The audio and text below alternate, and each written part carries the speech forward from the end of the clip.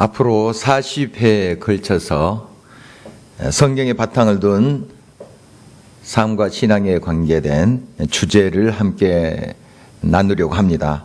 이렇게 하는 것은 이 과정을 통해서 우리 주님의 성품을 닮아가며 좀 더 하나님과 가까이 하고 또 하나님의 사람으로서 하나님이 기뻐하시는 그런 사람으로서 세워져 가기 위함입니다. 여러분이 적어내 주신 주제를 포함해서 이미 40가지 주제를 월별로 정리를 했습니다. 하나하나씩 그 내용을 준비해 가면서 저 역시 훈련에 동참하는 마음으로 이 모든 것을 또 진행하고자 합니다. 단지 신앙 지식에 멈추는 작업이 되지 않았으면 합니다. 신앙과 삶의 구체적인 그런 적용이 되어서 많은 변화와 치료가 일어났으면 하는 바람입니다. 40주제 중 첫 번째로 나눌 것은 주지하신 바와 같이 겸손입니다. 마지막 주제는 사랑으로 정해 놓았습니다. 이렇게 하면 크리스천의 성품의 기초는 겸손이고 또 그 완성은 사랑이라고 생각하기 때문입니다. 그러나 이 양자는 서로 연결된 것이라서 사실은 하나이기도 하지요. 열정과 헌신이 있으나 겸손이 없으면 그는 문제를 심각하게 꼬이게 하고 결국 모든 것을 무너지게 합니다. 경건의 훈련과 모든 교육이 겸손의 열매로 드러나는가가 참 중요하다고 보는 것입니다. 자, 그러면 먼저 겸손이라는 게 무엇일까요? 앤드류 머레이의 겸손이라는 책에서 그는 이렇게 겸손을 정의를 하고 있습니다. 먼저 머레이를 좀 소개를 하자면 그는 스코틀랜드에서 아프리카로 파송받은 선교사 부모 밑에서 자랐습니다. 본인도 공부 후에 남아프리카로 가서 사역을 했죠. 여러 저술 활동을 활발히 했고 또 하나님의 말씀을 열정적으로 증거한 사람이기도 합니다. 그리고 훌륭한 설교가이기도 했다고 합니다. 많은 인기가 있었습니다. 그때마다 그는 자신을 채찍질했다고 하죠. 교만해지지 않기 위해서. 자기도 모르게 이 교만이라는 게 슬그머니 들어왔다는 거예요. 그래서 이 교만을 늘 물리치기 위해서 애썼다고 그렇게 고백을 하고 있습니다. 또 그가 병약해서 한 2년 동안 사역을 쉬게 됐는데 그때조차도 이 교만이 자기를 괴롭게 했다 하는 고백입니다. 겸손을 훈련하기 위해서 처절한 싸움을 했다 하는 고백인데요. 그래서 그만큼 겸손하기가 어렵다 하는 고백입니다. 그는 이렇게 이제 정의를 내리고 있습니다. 겸손은 나는 아무것도 아니며 하나님께서 나의 모든 것 되심을 인정하는 것. 나는 아무것도 아니고 하나님이 나의 모든 것이다 하는 것을 인정하는 것. 바로 이것이 겸손이라고 그는 정의를 하고 있습니다.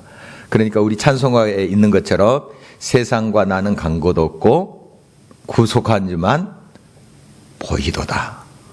이것이 바로 겸손의 모습인 것이죠. 마더 테레사가 아닌 그 아빌라의 테레사라는 사람이 있습니다. 지금부터 한 5, 600년 전의 사람인데요. 16세기 수녀죠. 이분은 스페인 아빌라에서 태어났습니다. 그리고 수도원에 들어갔죠. 수녀회에 들어가서 많은 훈련과 또 경건의 연습을 경주했습니다. 그리고 정말 열성적으로 하나님을 사랑할 뿐만 아니라 그 수녀회에 여러 잘못된 관행들을 고쳐가는 개혁가이기도 했다고 합니다. 그러니까 삶과 그의 삶이 일치가 되도록 늘 노력했던 그런 사람으로 알려져 있고요. 기도 신학자다 하는 그러한 명칭도 그가 가지고 있습니다. 그가 이렇게 고백을 하고 있습니다. 겸손을 잃으면 모든 것을 잃은 것이다. 겸손을 잃으면 모든 것을 잃은 것이다.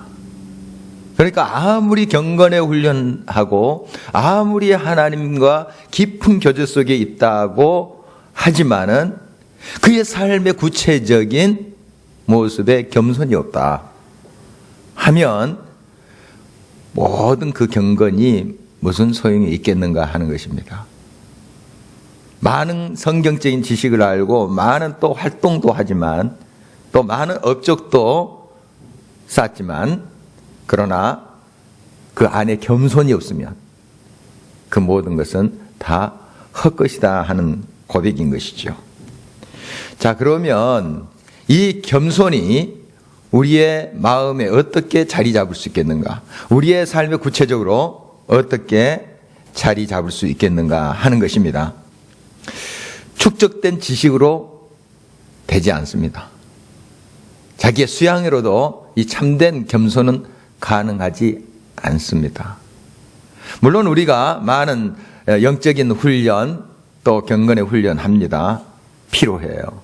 그러나 때로는 이런 경건의 훈련 또 영적인 지식이 오히려 자기를 교만하게 만들 수 있다는 점, 그것에 유의해야 되는 것이죠. 예수님의 제자들 가장 훌륭한 스승 밑에서 3년 동안 지냈습니다. 같이 먹고 같이 또 자고 같이 지냈습니다. 그리고 얼마나 많은 하나님의 기적들을 보았습니까? 그것 가지고 그들은 진정한 겸손을 그들의 삶 속에 심지 못했어요. 예수님이 그 십자가를 지기 전에 그들이 서로 티격태격하면서 싸운 그 이유가 무엇이었습니까? 예수님이 이 땅에 정치적인 왕으로 이제 세워지실 때인데 내가 그 예수님의 영광의 그 자리 우편에 앉을 것인가 좌편에 앉을 것인가 좌회전할 것인가 우회전할 것인가 그것 가지고 싸웠죠. 누가 크냐 누가 더 높은 자리 차지하냐 이것 가지고 서로 말다툼하는 모습을 우리는 성경에서 볼 수가 있어요. 이런 걸 보면은 아직까지 그들이 깨닫지 못했어요. 예수님의 그 가르침과 그 훈련을 받았음에도 불구하고 그들은 아직까지 겸손을 배우지 못했던 것이죠. 언제 그들의 삶 속에 이 겸손이 들어왔는가 하는 것이죠. 그들이 예수님이 승천하신 다음에 약속하신 성령의 충만함을 받을 때 하나님의 영이 그들의 삶 속에 들어왔을 때 바로 그들은 그 겸손을 바로 실천할 수가 있었던 것이죠. 그러니까 이 겸손이란 것은 우리의 수양으로 되는 것이 아니라 하나님의 은혜로 우리 안에 들어온 것입니다. 하나님께서 우리 가운데 역사하시고 나는 비워지고 그 하나님이 나의 삶 속에 들어와서 나의 모든 것이 된다는 그 사실, 바로 이것이 겸손의 모습인 것이죠. 케이교 교도의 창시자라고 알려진 조지 폭스가 이런 이제 이야기를 한 것을 앤드류 머레이가 인용을 하고 있습니다. 나는 예수님을 영접하고 큰 기쁨을 경험했으나 내 안에 친절과 자상하고 또 오래 참을 줄 아는 그런 미덕이 참 자리 잡기가 참 어려웠다는 거예요. 그 중요한 하나님께서 바라시고 원하는 그 가치를 사모하지만은 계속 그 미덕의 삶을 살지 못하게 하는 방해하는 그 요소가 있었다고 그는 고백을 합니다. 그래서 많은 몸부림을 쳤고 기도도 하고 했지만 이 문제가 해결이 되지 않았다는 거예요. 어느 순간 간절한 마음으로 하나님께 이제 기도했는데 하나님, 나의 모든 생각과 나의 모든 틀과 내가 추구하고자 하는 모든 것들을 주님 앞에 내려놓습니다. 이제 주님이 나의 삶의 주인이 되셔서 나의 마음의 중심에 계셔서 나를 다스려 주십시오. 주님 뜻대로 가라 하면 가고 멈추라 하면 멈추겠습니다 하고 자기 자신을 내어줄 때, 주님 앞에 이렇게 자신을 온전히 드릴 때 바로 그 주님께서 겸손으로 그의 심령 속에 함께 하시는 것을 경험했다 하는 것입니다. 여러분, 그렇습니다. 나 자신을 그대로 가지고 나의 틀과 나의 생각을 그대로 가지고 성경 말씀 많이 쌓아보십시오. 자기 자아만 더 강화시키는 거예요. 자기의 종교적인 틀만 강화시키는 거예요. 교만이 꺾이지 않습니다. 오히려 더 고약한 바리새적인 그런 교만으로 똘똘 뭉치게 됩니다. 우리가 여러 훈련과 여러 경건의 연습 속에 주의해야 될 것이 있습니다. 그런 훈련의 과정 속에 끊임없이 나를 비우는 거예요. 끊임없이 나 자신을 버리는 거예요. 나 자신을 부인하는 거예요. 그리고 예수 그리스도께서 내 안에 늘 자정하셔서 나의 주인이 되시는 거예요. 모든 삶에 나타나는 아름다운 열매들, 주님의 은혜로 된 것이니 주님의 것입니다 하고 오롯이 주님께 영광 돌리는 거예요. 나는 없는 거예요. 세상도 없고 나도 없고 구속한 주만 보이는 것, 그분만이 영광을 받는 것, 바로 이것이 겸손한 사람을 통해서 나타나는 증거인 것입니다. 그러니까 내 마음에 예수께서 들어오셔서 이제 주님이 나의 삶을 다 주관하시고 인도해 주세요. 이렇게 여러분들이 겸손하게 기도하면서 나가고 말씀 묵상하고 신앙의 훈련할 때 겸손히 자기 자신을 비우고 또 주님이 나의 삶의 늘 주인이 되셔서 나의 삶의 모든 것을 이끌어 주시도록 여러분이 허락한다면 바로 그것이 바로 겸손의 아름다운 열매인 것이라고 볼 수가 있습니다. 영적 교만은 가장 고약한 형태의 모습입니다. 누가복음 18장에 보면은 바리새인과 세리가 기도하는 그런 장면이 그려지고 있습니다. 바리새인은 이렇게 기도하죠. 하나님이여, 나는 다른 사람들 곧 토색, 불의, 간음을 하는 자들과 같지 아니하고 이 세리와 같지 아니함을 감사하나이다 하고 기도하고 있습니다. 이게 기도입니까? 자기 자랑하고 있는 거예요. 지금 기도하고 있는 장소는 성전입니다. 성전에서 그 하나님의 거룩하심 앞에 납작 엎드려야 되는데 얼굴도 제대로 들 수 없잖아요. 우리가 사극이나 또 그런 영화 드라마를 이제 볼 때에 왕 앞에 어떻게 합니까? 납작 엎드려서 왕 얼굴 제대로 못 쳐다보잖아요. 뻣뻣하게 왕 쳐다보면서 이야기합니까? 납작 엎드려서 그렇게 아래는 모습 봅니다. 우리 하나님 앞에 나갈 때 정말 우리에게 자유케 함을 주셨어요. 예수 그리스도로 말미암아 아빠하고 우리 달려갈 수 있어요. 그러나 항상 우리 마음은 겸손해야 되죠. 낮아져야 됩니다. 성전에서 저는 죄인입니다. 아무리 자기 자신을 통해서 많은 하나님의 역사가 일어나고 놀라운 성령의 변화가 역사가 일어날지라도 바울 사도처럼 제가 죄인 중에 괴수입니다 하고 납작 엎드려야 되지 않겠습니까? 그런데 고개 뻣뻣이 들고 나는 저 죄인과 같이 되지 않은 것 감사합니다. 이게 교만이에요. 이게 교만입니다. 세리는 물론 그의 삶이 온전하지는 못했습니다. 그러나 자기 죄를 알았죠. 저는 죄인입니다 하고 납작 엎드리잖아요. 날마다 우리의 영적 교만이 우리의 삶을 비집고 들어오지 않도록 경계해야 됩니다. 이 참 고약합니다. 참 고약해요. 정말 그렇게 겸손했던 사람들이에요.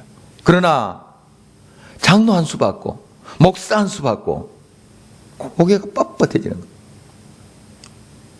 무슨 노예나 총회에 감투 하나 얻었습니다. 목이 뻣뻣해지는 거예요. 더 겸손해야 됩니다. 하나님이 더 높이시고 더 크게 만들어주셨다면 더 납작 엎드려야 됩니다. 이 하나님의 놀라운 일, 이 엄청난 일을 제게 맡겨주셨는데 제가 감히 어떻게 그 하나님의 일을 감당할 수 있겠습니까? 주님 없으면 저는 아무것도 할 수 없습니다. 이 일 감당할 수 없습니다 하고 납작 엎드려야 되잖아요. 더 겸손하고 더 고개가 숙여지고 해야 되는데 자기도 모르게 목이 뻣뻣해지는 거예요. 뭐 된 것처럼. 이것은 바로 바리새적인 그런 삶의 모습입니다. 신바리새인들이에요. 신바리새인들. 날마다 우리 자신을 비워야 됩니다. 정말 하나님 앞에 서면 나는 너무 부족하고 나약한 존재입니다 하는 고백이 저와 여러분의 고백이 될 수 있기를 바랍니다. 지난주까지 약 40주 이상을 욥기서를 살피면서 같이 말씀을 나눴습니다. 그 욥의 주제가 그것입니다. 사실 내가 뭐 좀 안다고 생각했습니다. 하나님, 그 전에 내가 막 지혜를 논하고 하나님의 은혜에 대해서 이야기하고 하나님 말씀대로 제대로 산다고 생각했습니다. 그러나 사실 하나님의 그 찬란한 빛 앞에 내가 서니 제가 참 무지한 자군요. 이 고백을 하지 않습니까? 너무 무식하게 내가 말했습니다. 내가 조금 한다고 생각했습니다. 조금 하나님 말씀대로 산다고 생각했습니다. 그게 아니군요. 이렇게 그가 고백하는 모습을 보게 됩니다. 바로 하나님을 경험한 사람들의 한결같은 고백이에요. 하나님 앞에 설 때에 얼마나 자기가 부끄러운 존재인지 나약한 존재인지 한결같이 하나님을 만난 사람도 고백하고 있어요. 이사야 선지자를 볼까요? 성전에서 하나님의 임재를 경험합니다. 어떻게 그가 고백합니까? 화로다 나여 망하게 되었도다 죽게 되었도다. 벌벌벌 떱니다. 떨어요. 나는 아무것도 아닙니다. 바울사도 그가 예수 그리스도를 만나기 전에 얼마나 사람들 핍박했습니까? 예수 믿는 사람들 살기가 등등하여 잡아 가두고 또 고문하고 죽이는데 가담하고 악랄한 짓을 했습니다. 그러면서도 자기가 하나님을 위해서 굉장히 헌신을 하고 있다, 충성하고 있다, 그렇게 착각을 하고 있었던 것이죠. 그러나 다메섹으로 가는 도중에 예수 그리스도의 찬란한 빛을 만나지 않겠습니까? 그가 거꾸로져요. 엎딥니다. 납죽 엎드려요. 정말 두렵고 떨림으로 그가 나아가는 것을 보게 됩니다. 바로 하나님을 만난 사람들 한결같은 그런 모습이에요. 하나님의 임재를 진정으로 경험한 사람들 겸손해집니다. 겸손할 수밖에 없어요. 하나님의 그 크심 앞에 상대적으로 내가 얼마나 초라한 존재인지, 얼마나 하찮은 존재인지 다 한결같이 고백합니다.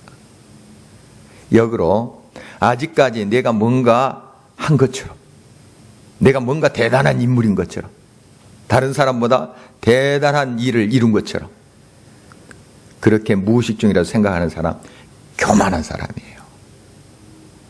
교만의 문제가 아직 해결되지 않았어요.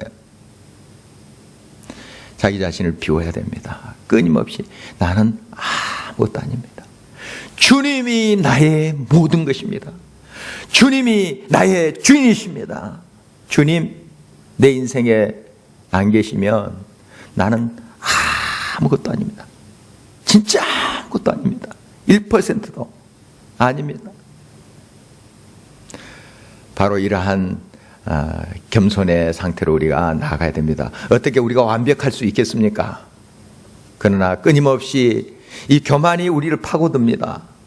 나도 모르게 파고들어서 목이 뻣뻣하게 만듭니다. 그때마다 항상 자기 자신을 살피면서 그걸 비워나가야 됩니다.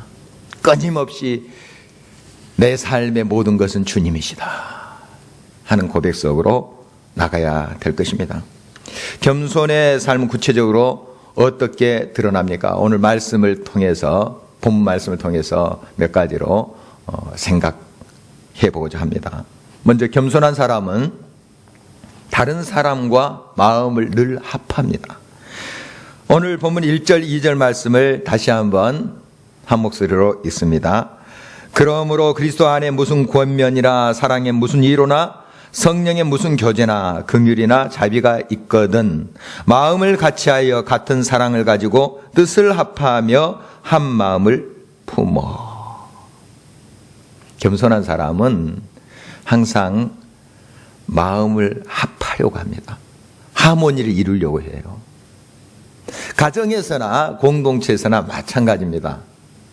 서로 의견이 다를 수가 있어요. 어떤 사안에 대해서 다른 각도로 볼 수가 있는 것이죠. 그런데 서로 회의를 통하거나 대화를 통해서 합의가 이루어졌어요. 워낙 내가 가지고 있는 생각과 그 합의된 내용이 다를 수가 있습니다. 이때 어떻게 해야 되나요? 내 생각을 내려놔야 됩니다. 그리고 한 마음으로 그 일을 같이 해나가는 거예요. 끝까지 내 생각과 다르다 해서 반대하고 끝까지 마음을 합하지 않는 사람이 있어요. 이게 뭡니까? 교만이에요. 이게 교만이에요. 내 자신을 내려놓고 같이 마음을 합하여 뜻을 합하여 나아감이 겸손의 아름다운 모습인 것이죠. 교회 여러 일들을 하게 되면 같이 또 하다 보면 의견이 분분할 수가 있습니다. 이때마다 우리가 이 사실을 기억해야 됩니다. 마음을 같이 하여. 교회마다 또 분위기가 다를 수 있어요. 각 교회마다 또 독특한 색깔이 있습니다. 그게 객관적으로 또 성경적으로 보고 틀렸다면은 우리 그거 고쳐나가야 됩니다. 아니요 할 수 있습니다. 그러나 좀 다르다, 다른 색깔이다 할 때는 우리가 그 분위기에 맞춰줘야 돼요. 어떤 교회에는 막 부르짖으면서 기도하는 교회가 있습니다. 나는 조용히 기도해야 되는데 이 교회는 뭐 하나님이 기가 먹으셨나? 이렇게 소리만 질러. 여러분 그렇게 생각해서는 안 되죠.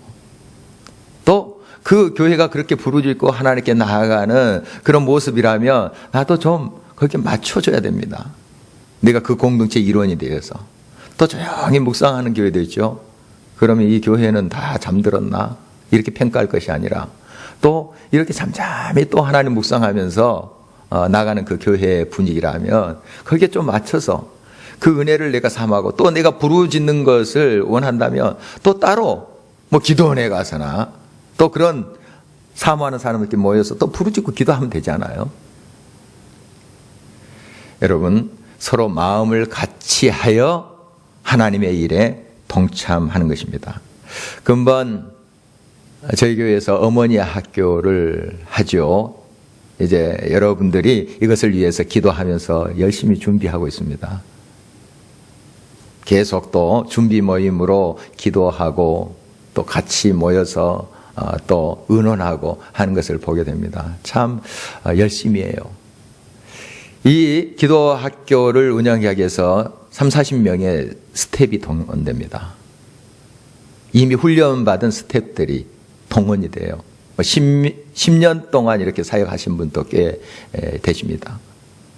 이런 분들이 모이는데 그 구성원들이 여러 교회의 사람들이에요. 뭐 20몇 개 교회가 되는 경우도 있대요. 30-40명이 오는데 20몇 개 교회에서. 그러니까 한두 명씩, 한 명씩 오는 곳도 있고 이렇게 해서 스텝이 돼요. 각자 교회들, 교파도 또 달라요. 얼마나 특색이 있어요. 또 자기 개인적인 신앙에 그런 색깔들이 있어요. 그러나 그 색깔을 주장하고 자기가 하고 있는 그 신앙의 패턴만 고집한다면 서로 이 아름다운 사역을 감당할 수 없습니다.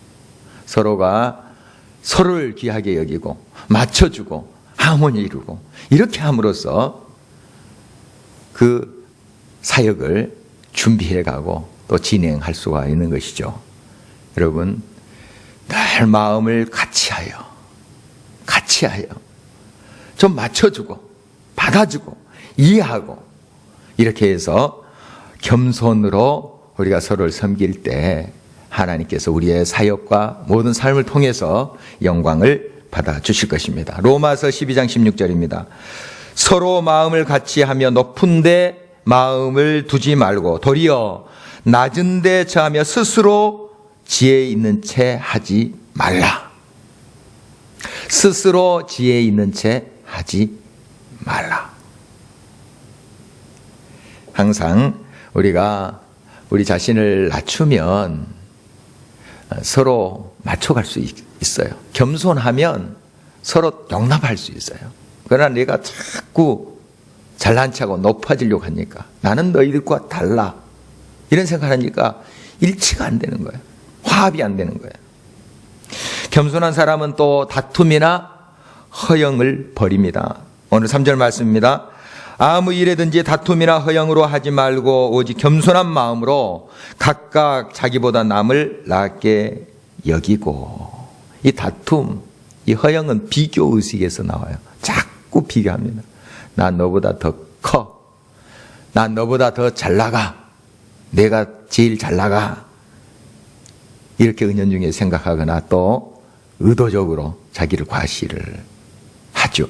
그러면 그게 꼭 일치된 삶을 훼손합니다. 꼭 그 문제 일으켜요. 바로 이러한 교만을 내려놔야 됩니다.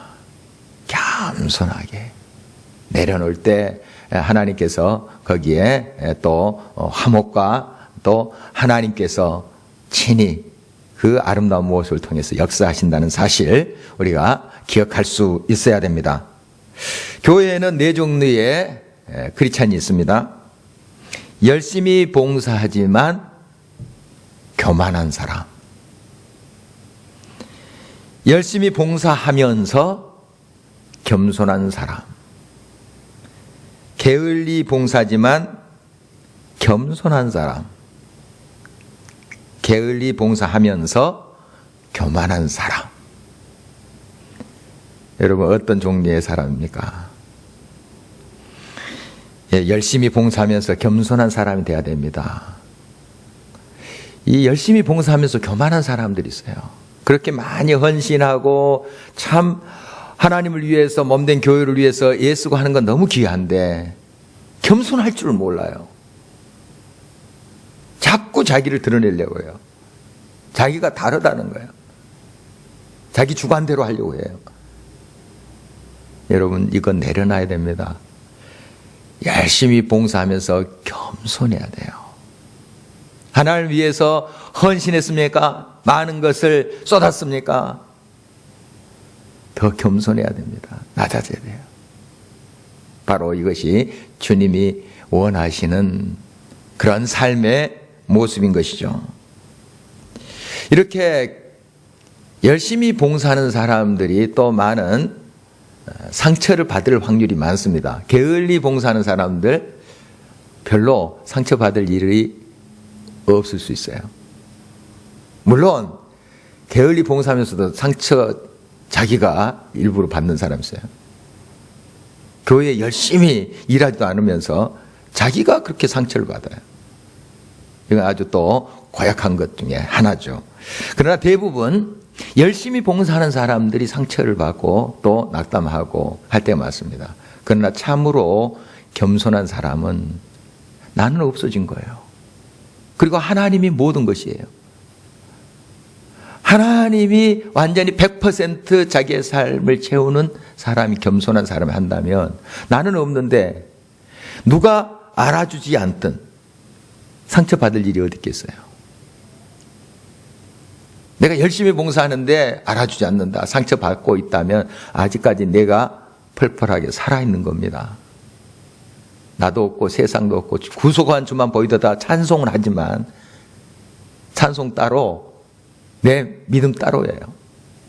그러나 진정 겸손한 사람은 누가 알아주지 않든, 누가 또 공격해서 상처를 주든 그것 가지고 낙담하지 않습니다. 낙담하지 않습니다. 그리고 이렇게 생각하죠. 누가 알아주지 않든 나를 무시하든 하나님이 나의 중심을 아시고 하나님께서 저 천국의 보호하러 함께 하신다 하는 사실을 그는 믿습니다. 그리고 그 모든 상황 속에서 하나님께 감사를 드린 것이죠. 여러분, 오해하기 쉽습니다. 내가 없어진다 하는 것, 그래서 나의 존재 자체가 완전히 없어지는 것을 말하지 않아요. 나의 옛 성품, 이제까지 이것만은 내가 간직해야 된다 하는 자기의 정욕, 이것이 없어지는 거예요. 이것이. 그리고 참된 나를 찾는 겁니다. 나를 비움이라는 것은 하나님께서 창조하신 나의 본 모습을 찾는 거예요. 내가 다 없어질 때 하나님께서 나의 중심에 오셔서 하나님의 영으로 충만한 진정한 나를 우리는 경험할 수가 있기 때문에 그렇습니다. 그러므로 내가 없어지는 겸손의 그 훈련은 참된 나를 찾아가는 것입니다. 참된 나, 하나님께서 기뻐하시고 바라시는 나의 모습을 찾아가는 아름다운 삶의 모습인 것이죠. 겸손한 사람은 자기 성찰을 게을리하지 않습니다. 동시에 남을 잘 돌아봅니다. 항상 자기 자신을 살펴요. 그리고 내가 하나님의 말씀대로 잘 행하고 있는가, 아니면 나의 뜻대로 나의 주관대로 행하고 있는가 하는 것을 늘 살펴요. 그래서 겸손한 사람은 늘 하나님과 교통하는 묵상의 시간, 기도의 시간이 그의 삶의 중요한 자리에, 아니 가장 중요한 자리에 위치하고 있습니다. 하나님의 말씀을 묵상하면서 자기 자신의 틀을 그대로 놔두고 말씀만 갖다 붙이면 이것은 오히려 영적 교만, 즉 바리새인을 만드는 겁니다. 다시 강조합니다. 말씀 묵상할 때 늘 자기 자신을 살피고 자기 자신이 살아 꿈틀거리고 있는 그 부분이 있으면 하나님께 고백하고 내려놓는 거예요. 이게 묵상이에요. 나를 비우고 하나님의 말씀이 들어가도록 하나님의 영, 루아흐가 우리의 삶을 충만하게 지배하시도록 늘 하는 작업이 이 묵상의 시간이에요. 성경 지식 채우려는 그 시간이 아닙니다. 하나님과 기도하는 것도 마찬가지예요. 나의 욕망과 나의 욕구를 충족시키기 위해서 하나님을 이용하는 시간이 아닙니다. 끊임없이 나를 비우고 하나님의 뜻에 나를 맞춰가는 거예요. 이러한 우리의 시간이 될 때에 나를 돌아보고 주님 앞에 나갈 때 우리는 그 주님의 형상을 닮아갈 수가 있는 것이죠. 그리고 다른 사람을 돌아보는 겁니다. 그들의 연약한 부분을 돌아보면서 내가 거들어주고 세워주고 섬기는 것이죠. 바로 이것이 겸손의 모습입니다. 겸손의 최고의 본은 우리 주님이시죠. 그 주님을 오늘 본문은 이렇게 그리고 있습니다. 5절입니다. 너희 안에 이 마음을 품으라. 곧 그리스도 예수의 마음이니 그는 근본 하나님의 본체시나 하나님과 동등됨을 취할 것으로 여기지 아니하시고 종이 되셨다고 하십니다. 우리와 같이 낮아지셨어요. 철저히 무한하신 분이 이 요한세계에 들어오신 거예요. 철저히 자기를 비우시고 낮아지셨잖아요. 마구간에 낮아지시고 또한 십자가의 저 무덤까지 죽음까지 낮아지셨어요. 바로 우리를 위한 사랑이죠. 이 겸손이 우리를 살리신 것입니다. 우리가 그 주님을 배워가는 것이죠. 요한복음 13장에 보면 예수님께서 제자들의 발을 씻는 모습을 보여주십니다. 바로 이것은 그 당시에 종들이 하는 겁니다. 사람들 그 때 묻은 먼지 묻은 더러운 발을 씻어주는 거 종들이 하는 거예요. 친히 종이 되신 거지요. 우리를 위해서 친히 무릎을 꿇으시고 종이 되셨어요. 우리가 주님을 닮아 가고자 하는 사람들 아닙니까?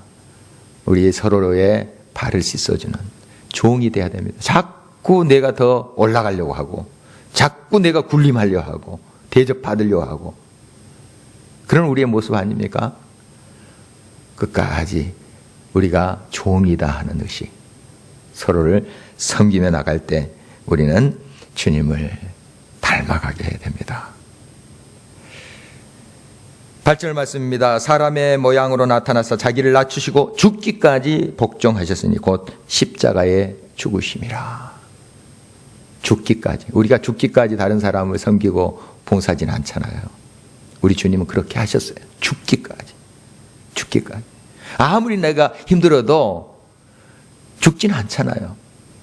지금 고통스러워도 불의를 당해도 억울한 일을 당해도 지금 죽지는 않잖아요. 우리 주님은 죽으셨어요. 죽기까지 복종하셨으니. 여러분, 우리 주님을 닮아가는 저와 여러분들 끝까지 이 겸손의 훈련에 우리 삶을 드려야 될 것입니다. 하나님은 교만한 자를 물리치시고 겸손한 자를 받아주십니다. 결국 그리고 그 겸손한 자를 하나님이 높이세요. 우리가 스스로 높아지려고 하니까 그것이 문제죠. 우리는 그냥 납죽 낮아지는 것입니다. 엎드리는 거예요. 나를 비우는 거예요. 끊임없이 비우고 하나님 앞에 나갈 때, 나를 돌아보고 다른 사람을 섬길 때에 하나님이 우리를 높여주세요. 하나님이. 그 높여주실 때, 아, 내가 이만큼 해서 하나님이 높여주신가 보다 착각해서는 안 되죠. 그때도 주님이 영광을 받아주세요. 그리고 또 엎드리는 거예요. 우리는 끊임없이 엎드리고 비우고 낮아지면 주님이 우리를 높이시고 우리를 영화롭게 하신다는 것이죠. 오늘 말씀 9절 이하를 보면 이렇게 기록되어 있습니다. 이러므로 하나님이 그를 지극히 높여 모든 이름 위에 뛰어난 이름을 주사 하늘에 있는 자들과 땅에 있는 자들과 땅 아래에 있는 자들로 모든 무릎을 예수의 이름에 꿇게 하시고 모든 입으로 예수 그리스도를 주라 시인하여 하나님 아버지께 영광을 돌리게 하셨느니라. 그렇습니다. 하나님이 하실 일 하나님이 다 알아서 잘 하십니다. 그 걱정 안 하셔도 돼요. 하나님이 하실 일 우리가 걱정 안 해도 돼요. 하나님이 잘 하십니다. 우리는 우리 걱정하면 됩니다. 우리의 일을 하면 된다는 뜻입니다. 우리 일 철저히 비우는 거예요. 철저히 낮아지는 것입니다. 철저히 나를 부인하는 거예요. 끊임없이. 그리고 하나님이 나중에 일은 하실 거예요. 우리를 높이사 영화롭게 하십니다. 그 부분에 대해서는 하나님께 맡기면 됩니다. 그 부분 하나님 걱정 안 하셔도 돼요. 걱정 안 하셔도 하나님이 잘 하세요. 우리는 겸손히 늘 우리를 비우고 주님 앞에 설 때까지 주여 저는 무익한 종입니다. 모든 영광, 존귀, 찬송 주님의 것입니다. 주님 홀로 영광 받아주세요. 이렇게 우리가 나아갈 때 우리를 통해서 하나님의 영광이 드러날 줄 믿습니다. 천국에 어떤 자가 가장 큰 자이겠습니까? 어린아같이 자기를 낮추는 자입니다. 겸손한 자가 천국에서 큰 자예요. 이 땅에서는 자기를 피하라고 자기를 높이고 스스로 자기를 자랑하는 사람 좀 알아준답니다. 그렇게 광고도 내고 대단한 인물인 것처럼 그렇게 쇼하고 하면 사람들이 좀 알아주는 것 같아요. 그러나 천국은 그렇지 않아요. 천국은 그렇지 않습니다.